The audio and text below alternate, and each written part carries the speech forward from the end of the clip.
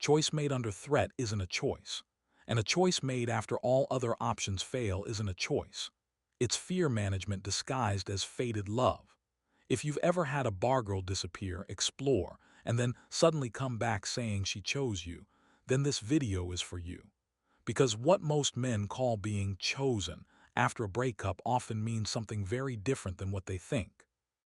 When a relationship ends, a bargirl doesn't immediately make clear decisions. Instead, she regulates loss. This creates panic and uncertainty. So the nervous system looks for the fastest way back to stability. For many bargirls, this means what they know best, freelancing. It's not full commitment to that life.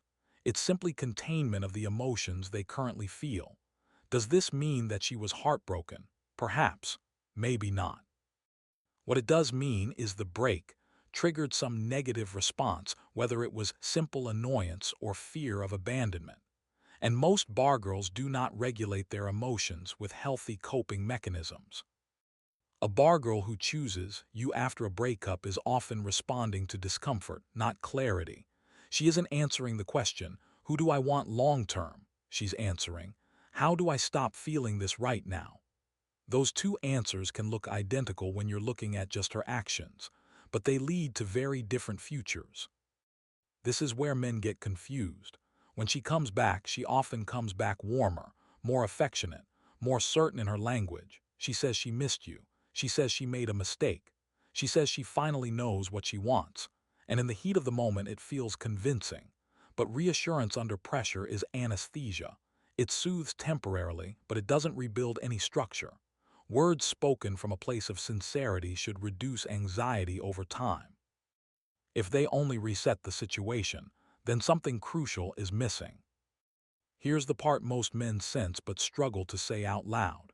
When a bargirl asks for space, that space is rarely empty, not because she is cruel, not because she's dishonest, but because her environment makes exploration easy.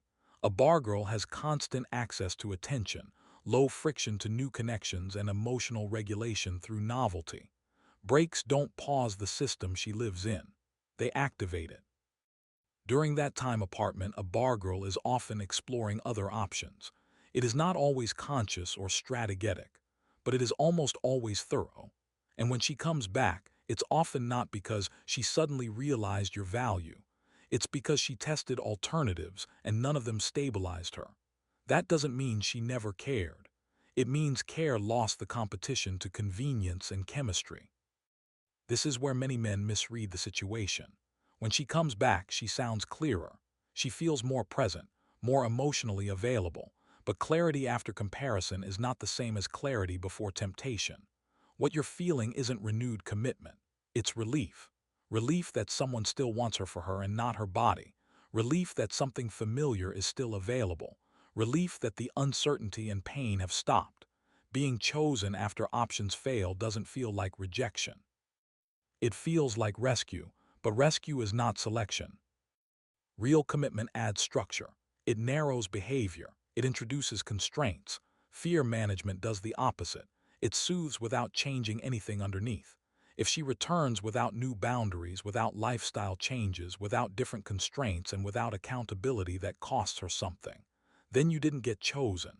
You got reinstalled. And here's the danger. Being reinstalled feels good at first, until you realize you're still running the same operating system. This isn't about punishing her for exploring. Exploration explains behavior. It doesn't create obligation. And this isn't about calling her immoral. It's simply about recognizing timing. Because someone choosing you after instability is not the same as someone choosing you despite opportunity. Those are different commitments. Second chances aren't doomed to fail because men give them too freely. They fail because men accept reassurance instead of structure. If nothing changed except her fear of losing you, you're not rebuilding a relationship. You're managing anxiety together. And anxiety always returns once comfort sets in. After that, the cycle repeats itself. If someone has to lose everyone else to choose you, then you weren't a choice. You were a safety net. And safety nets are useful, but they're very rarely respected. This doesn't mean you walk away immediately. It means you stop confusing relief with commitment. because choice made under threat isn't a choice. It's fear management. And seeing that truly might be the first step toward clarity.